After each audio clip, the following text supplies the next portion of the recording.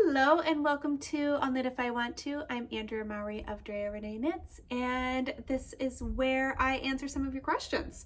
So those questions usually have to do with knitting. Sometimes they have to do with spinning.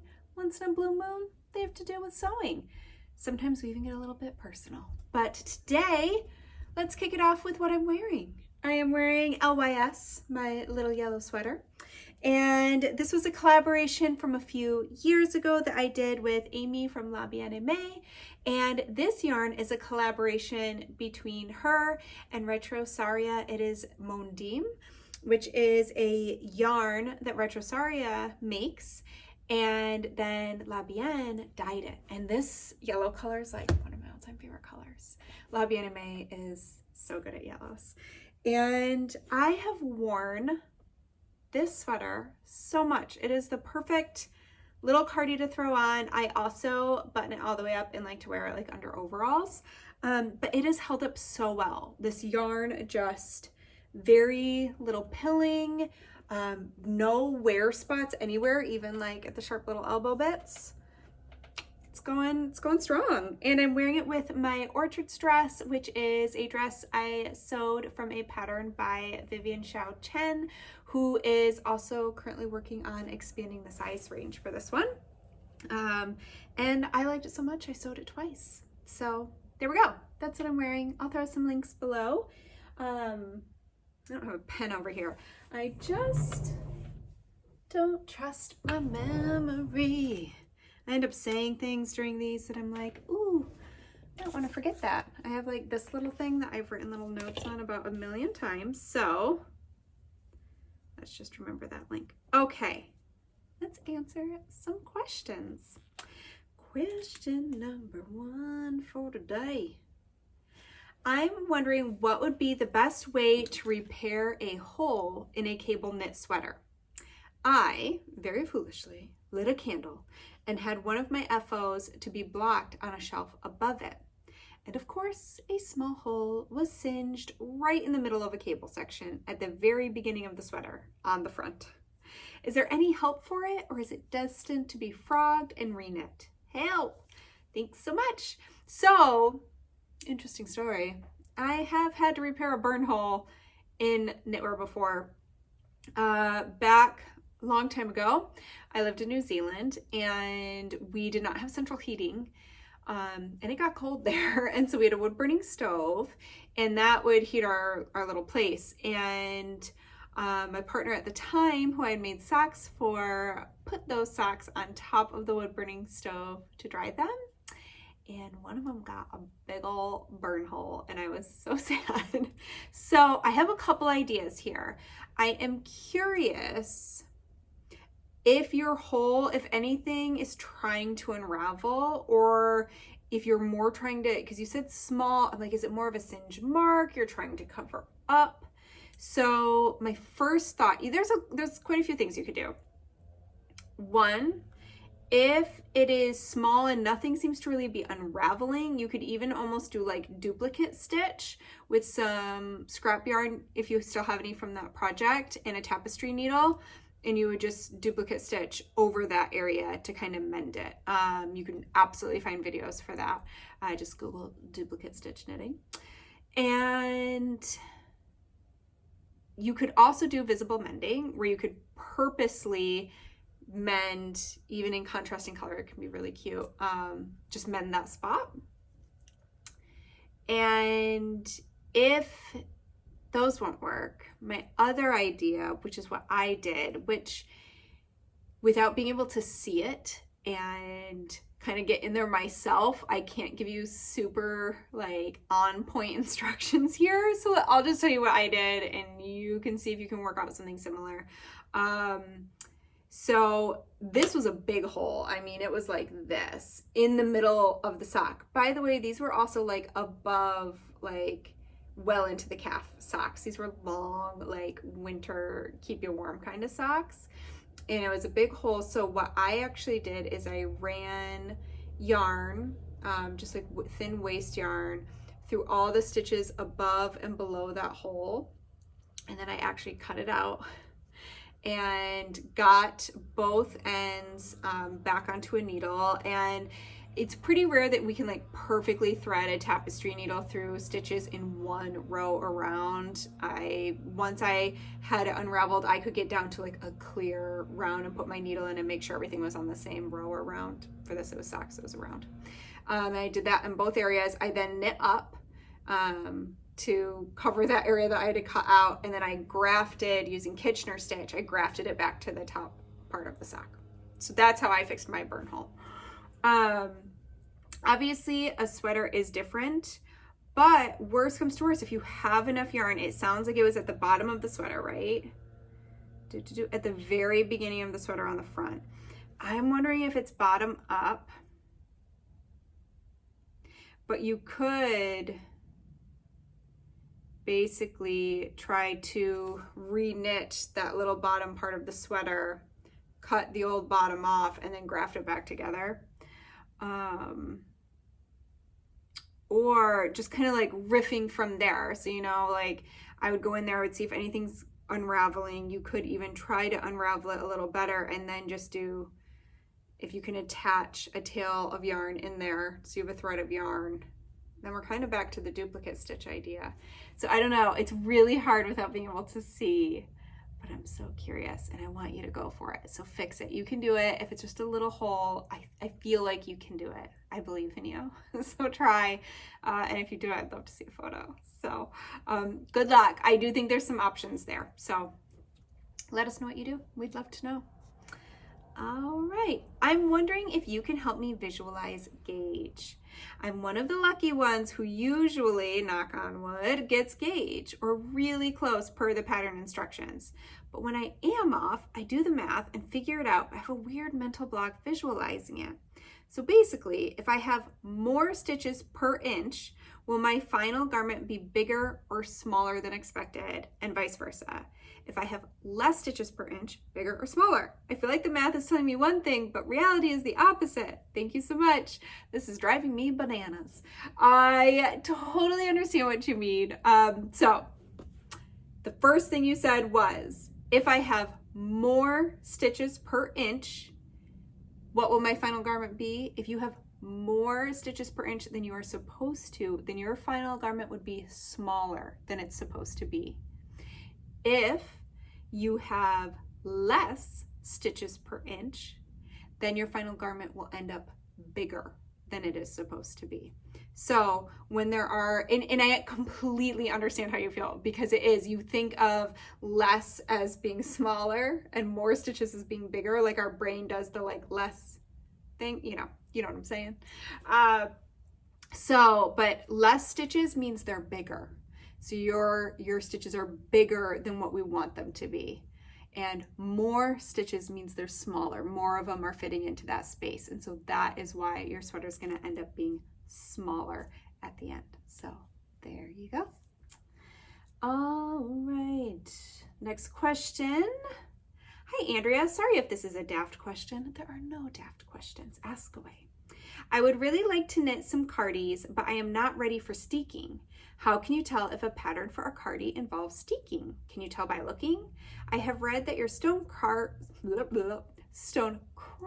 cardie is steeked. Is there anything I can see by looking that gives this away? So not necessarily, not from photos, unless somebody shows like the inside of that button band. And even then, like sometimes when something's steeked, so some giveaways to me of a steeked cardigan would be if there's like a ribbon right here. A lot of people will do that to hide their steek. A lot of color work sweaters are steeked, and I meant cardigans. A lot of color work cardigans are steeked because in general, a lot of knitters prefer doing color work in the round. Sometimes people do not enjoy purling while doing color work. But the easiest way is to look at the pattern details page. So whether you're on like my website or on Ravelry, I will 100% mention if I am steeking that cardigan. If it doesn't say anything about steeking, it's not steeked if it's one of my patterns. And I would think that's industry standard, but I guess I don't know. That is definitely making a big old assumption. But that is something I definitely mentioned because I know it's a technique that not everyone may enjoy or may be ready for. That being said, you should try steeking. It's really fun, even if you just try it on a swatch to like give it a go. There's something very liberating about cutting your knitting. But yeah, I will always say, I think on Stone Cardi, I even have it in bold to make it very clear that this is a steeked pattern. So yeah, generally you're going to find that on colorwork cardigans. And I would imagine most designers would try to make it pretty clear that that pattern is steeked so that you don't get a surprise. All right, next question. In your patterns, you usually say, pick your best size, measure your full bust, add or subtract your desired ease, then pick your best size. There's a 2 first. I'm going to start this one over. I was talking fast, a little too fast. All right, you usually say, to pick your best size, measure your full bust, and add or subtract your desired ease, then pick the finished chest measurement closest to that number. To measure your full bust, is it the same as your bra size, or is it with a loose fitting shirt? I have heard this answer both ways, but I am more interested in what you suggest. I have heard you say before, measure your favorite store-bought sweater as a good idea of what finished bust circumference you may like. So yes, absolutely. I do always recommend, I'm just looking for a measuring tape. I do 100% recommend measuring a sweater you already have that you like the fit of, because I think that we can go on a bit more confidently in our sweater knitting when we feel good about the measurements that we are going for, I guess is what I want to say. So this, can you tell I have like a stack of things to show y'all at the end of this, and I am just really crowded in here today, but I thought I would just demonstrate. So it is not your bra size. So don't go by your bra size, and you can measure over a t-shirt. Here's what my suggestion would be. I would measure over whatever you will wear under the sweater you are knitting. So if that's just a bra, or an undershirt, tank top, nothing, whatever you think you'll wear under that sweater most often, that is fine to measure over. So for me, I wouldn't generally do this over a dress. I typically measure over my bra because sometimes I don't mind wool next to the skin. So a lot of times I will wear a sweater over just a bra or like a tank or something. So what you want to do is you want to measure over the fullest part of your chest. And so for me, that is going to be right in the middle of my bust. And I'm going to go right over the top. And then ideally what you want to do is let your arms just relax. So don't do it with like your arms up. Like if you're having somebody help you, don't do it like this. That's going to change the measurement. Don't do it straight out, just try and kind of relax into your relaxed place. And then, just look at what the measurement is. So for me, I am a 35-inch at my full bust. So you're not measuring down here. A lot of times another helpful measurement, even in like a lot of times for sewing patterns and things like that, would be your upper bust, which is going to be up here. But anyways, full bust is what I do for a starting point for my patterns. So that's how you measure that. All right. Yeah. So anyways, and just to kind of round that out, because I do get a lot of questions on ease too, and finding like your size to knit. And so we have talked about this quite a bit. Definitely feel free to go through past videos because it has come up. But just to kind of recap. So what I would do, let's say I was knitting this little sweater and I wanted it with no ease. I wanted to, because remember too, what we're talking about generally, and this can definitely be dependent on the design if a designer chooses to share in any other areas what they think the ease should be, like in the arms, the hips, whatever. But a lot of times it is just defaulted to the bust. And so in that case, like for this sweater, if I wanted 0 ease, I've just measured my full bust. It's 35 inches. I want to pick the size for this sweater that is closest to 35 inches. And so that's what I would look at the finished measurements of the pattern. So for me, I try to make it really, really clear so that there's no confusion about like, is the ease built in and all those things. So you take your measurement, you look at what the pattern recommends for ease. I think for this sweater, it was anywhere from -2 inches to +2 inches. So I'm landing right in the middle at 0. So no ease. I want it to match my finished bust. So I'm going to look for the pattern that is closest to that. And remember, sometimes I think what people end up thinking is that it's going to have 0 ease all over. But for a lot of people, our full bust is the fullest part of our torso. That's certainly not always true by any means. All of us are very different shapes and sizes, but I was actually talking about this with a friend, and she was kind of trying to think about how to pick her perfect size, and she feels like sometimes she doesn't quite get it right. So we were just discussing it, and it came up like, oh yeah, sometimes I think about that ease as being the same all over. And depending on for you, if your body shape is different than that and your fullest area is not your bust, which for many of us it's not, then you might want to take into consideration, okay, so what is that amount of ease going to do for a different part of my body, whether it be my waist, my belly, my hips, wherever that sweater needs to fit you. So just food for thought on thinking about how the different measurements will affect different parts of the body and using that schematic. So every sweater pattern should have a schematic within it with some finished measurements. And if there's only one measurement given for the circumference of the body, that's because it's the same throughout the sweater. It doesn't change. So then you know, okay, well, in my bust I may be this measurement, but then in my waist I'm this measurement, and I think I would like this amount of ease in that spot. So just to help direct your thoughts, what am I trying to say there? Direct your decisions on picking the size for you. And another thing we talked about that I have said before, but I'll just recap it again, is when you have found measurements, when you've knit something, I'm gonna stick with sweaters because that's what we're talking about, and that can be the trickiest for fitting.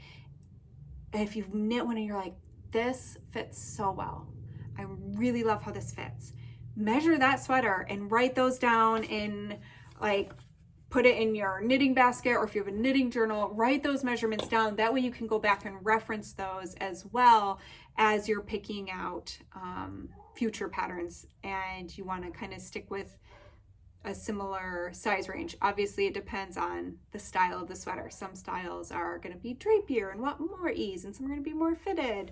And obviously our bodies do change and can change quite a bit, even within a month for some of us. So it doesn't hurt to do a quick remeasure. I'm just going to keep on going talking about measuring. It also can be really helpful to have somebody else measure you, especially depending on what part of the body you're trying to measure. I find it really difficult to measure my own bicep because I have to move my arm around. So, and again, you kind of want it to be relaxed, like next to your body.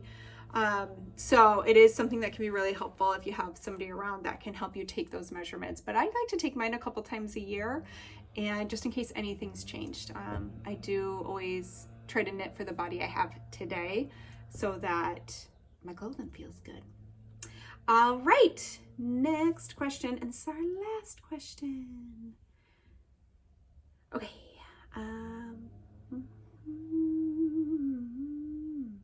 My question is about yarn overs.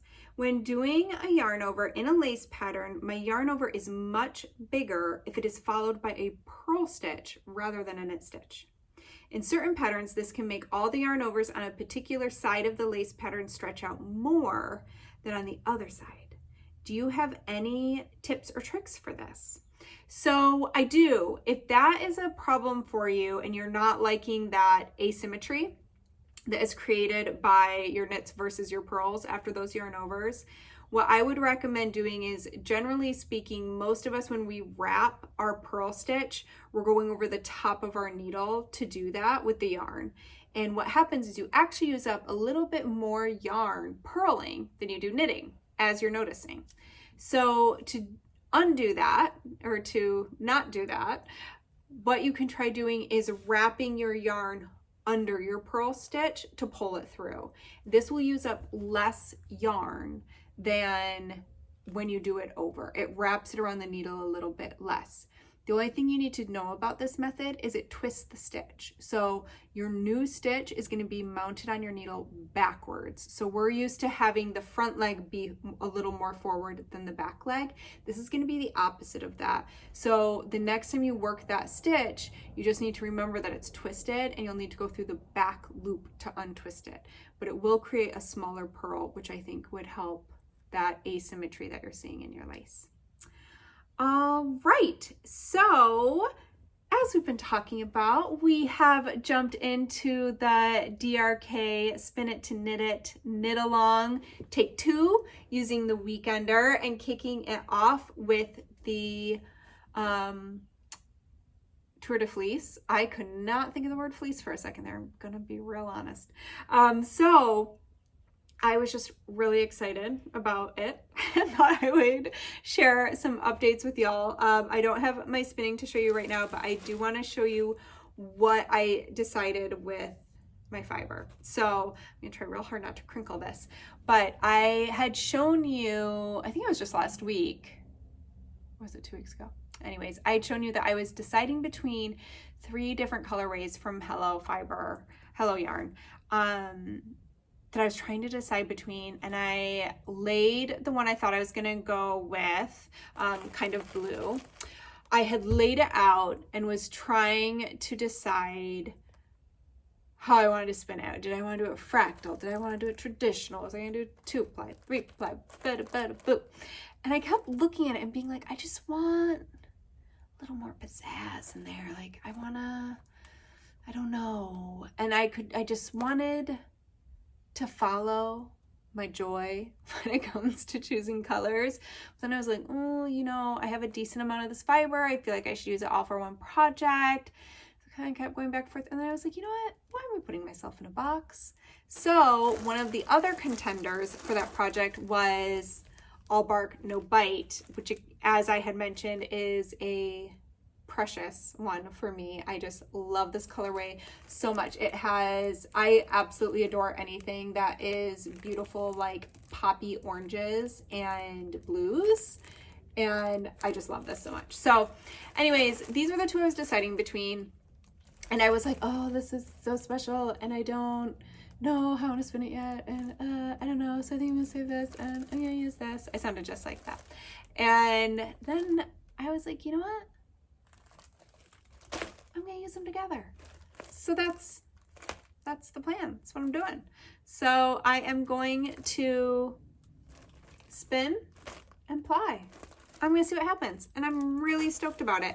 I think at the end of the day, my heart is just so happy when I get to combine and play with colors. Like that is what makes me so excited with my knitting projects and keeps me going through them. That's what makes them hard to sit down. That's what makes me excited to pick out fabric, fiber, yarn, my clothes, to get dressed, everything. So anyways, I'm feeling good about it, and I'm excited to show you more.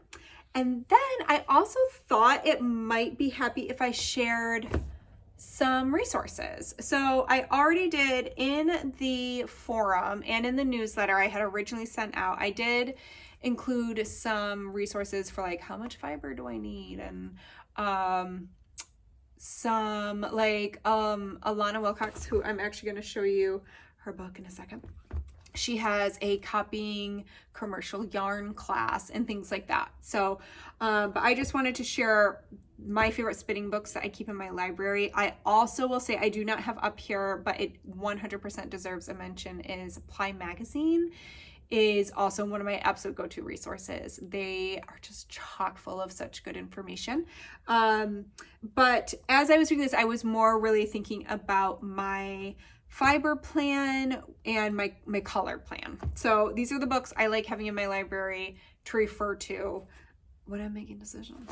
So I'm actually gonna start from the bottom of my stack here. I have mentioned this one again and again.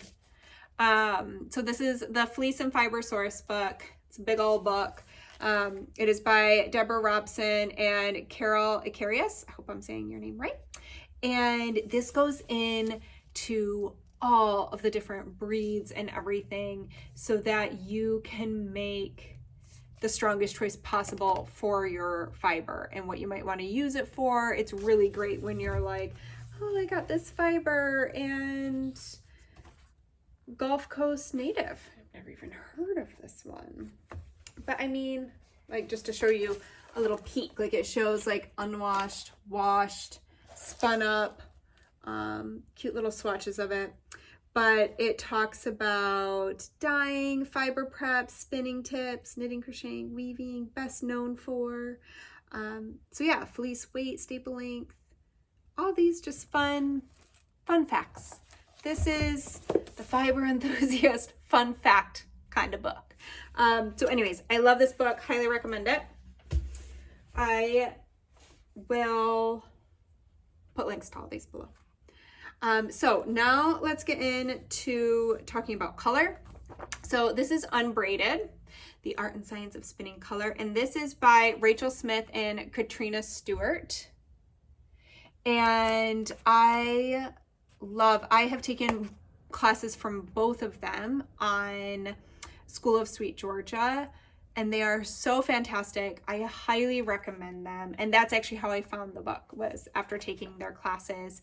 And I just really, really love being able to see samples knit up. Like they talk about fractal spinning, traditional 2-ply, 3-ply, adding in white fiber, adding in black fiber, combination spinning. So all this stuff with photos. And that for me is super helpful, because I think that's where I can get a little nervous with everything, right? When we're making something, we don't exactly know how it's going to look at the end. We have our hopes. We might have a pretty good guess, but until it's really done, at least for me, even with knitting, I'm like, will this be how I visualize by the time I am done? So I just find it really helpful to look at a lot of examples. So fabulous that's really focused on color, and obviously so is this one, A New Spin on Color by Alana Wilcox. And again, she has a ton of classes on her website. I know I've linked to them during the first DRK Spin It to Knit It, Knit Along. She's also the kind of teacher that you can tell is just cheering you on. Like, she wants all of her students to succeed and just has a very infectious, excited way of teaching. I actually got this book really early on when I started spinning, and it was a little, I don't want to say over my head. I just don't think I was to the point, like I was just trying to make yarn and wasn't quite ready to be like, okay, I'm making yarn. Now I'm ready for a deep dive on how to get the colors I want. You know what I'm saying? But now, so basically I just feel like I'm looking at it now with like fresh eyes, where I'm like it's all clicking into place. So this was actually the most helpful. I'm like, can't decide how to do this. So this, I think, has been one of the most helpful for me making this decision for my weekender spin. And yeah, it's a super excellent book, and I recommend it. All right, and then last but certainly not least is Yarn and Texture by Jillian Moreno. I had the huge pleasure of having Jillian on here during the last spin along, knit along, and she's just such a wealth of knowledge. And this is the book when I have lost my spinning mojo that I open, and it immediately floods back. It just has a way of getting me so super duper excited to spin yarn. And it really clicks for me. So, and again, so much great information and tons of pictures with showing like the different fiber preparation, and then what it looks like spun like this and what it looks like spun like this. And I think especially for those of us who, I'm a couple years in and still feel so new and like such a novice. And so the more I can look at pictures of like, okay, oh yeah, this fiber looks like it was dyed in a similar way to that, and that's the outcome that they got by doing that, I just find that really, really helpful. And I think it helps boost my confidence and ups my spinning mojo. So yeah, I just highly recommend all those books. So those were the 4 that I have been flipping through for this knit along, and I thought you might find them helpful as well. And so I would love to hear if you are spinning for Tour de Fleece. How's it going? Are you on a team? Whose team are you on? Give them a shout out below. Let us know. We're cheering for you. And yeah, I guess that's all on that. I'm very, very excited. It feels good to get back into spinning. I had my little sewing break that I had mentioned before, and I just want to do all the things. So anyways, I think that's it. Oh, you know what I realized? It had been a long time since I told anyone how to ask a question. I feel like I did it every single episode when I first started this, and then I just kind of felt like, you all know the drill, but I suppose that there are some people that maybe haven't watched before, so I should mention that again. So underneath every episode, I always put in a show description, and in that show description, you can see every question that I have answered written out for you, and any links I talk about during the episode. And at the very bottom, you will see a link if you want to ask a question for a future episode. Then you just go down there and click that link, and it's a form you fill out. And there's also a link to my newsletter, which is always the best way to stay on top of all of my, everything that's going on with Andrea Renee Knits and new patterns, discounts. I'm going to be getting back to some teaching, which I'm pretty excited about. So I will always announce it there first.